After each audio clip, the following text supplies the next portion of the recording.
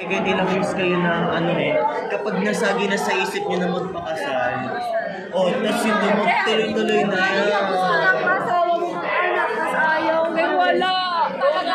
Ika mo, okay lang sa akin unang makasal. Basta wag lang ako mag-anak. Itabi natin, picturean mo yan. Hindi ako mag-anak.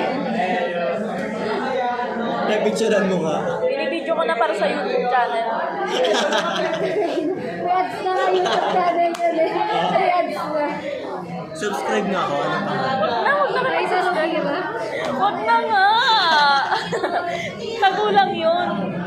Maunang makasal.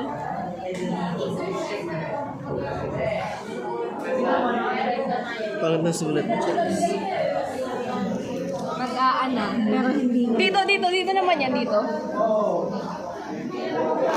Tay, mga sinasabi niyan ngayon na Basta tandaan. lang, hindi ako Hindi ako mag-anak. naniniwala ka, Beyonce. Ako hindi.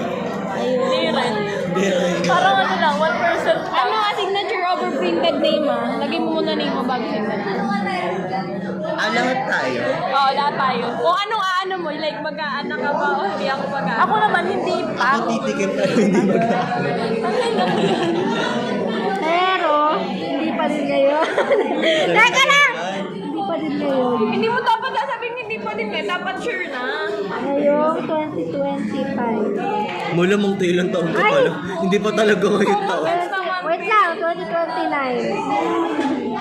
Lalaki muna bago tumikim.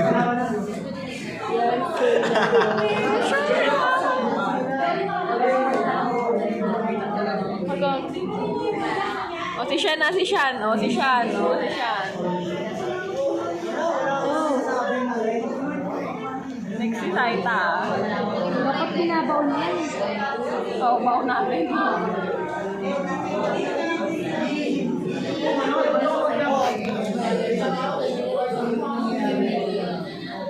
Pero nilutok ako ni mama nung nakaraan. Kasi nag-away sila ng stepdad ko. Ano tayo? Tapos may babalikan man lang tayo. Ito na yun, balikan natin. After 10 years. Uy, di ba may maraming ano sa inyo? Tanim mo yan. Di ba? Kaya ano ko ba? I-ano ko? Sige. Lagay mo muna sa plastic. O kaya sa lalagyan. Dapat maglagay tayo ng gamit natin. Oo. Precious gamit. Yung tignan, mag-aanak pag 40 na may ganun ba? Menopause ka na.